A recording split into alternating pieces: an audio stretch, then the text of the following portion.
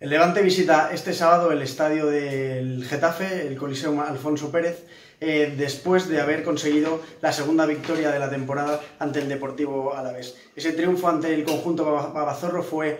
un triunfo balsámico después de haber encadenado 5 jornadas consecutivas sin conocer la victoria para los de Paco López, por lo que miran ahora la competición de una manera mucho más positiva y con ganas de seguir esa racha positiva en un estadio que trae muy buenos recuerdos para el conjunto de Paco López, porque fue allí, precisamente en el feudo azulón, donde comenzó la leyenda de Paco López en el Levante. Fue en aquel 10 de marzo de 2018 cuando el entrenador de Silla se estrenó con el conjunto de Orriols, consiguiendo una gran victoria con un gol de Coque Andújar, que sirvió para poner fin a una racha muy negativa de 10 partidos consecutivos sin conocer la victoria.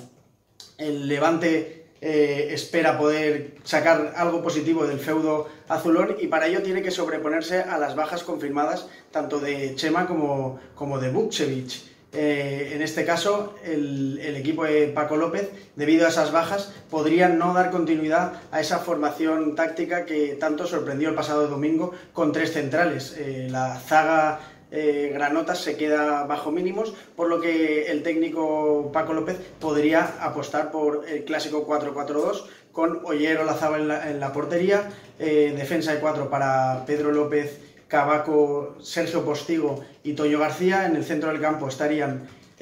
Campaña y Percic. Las bandas serían para Jason y para el comandante Morales, y la dupla goleadora sería para Rochina, que realizó un gran partido ante el Alavés, y para el ganés Boateng.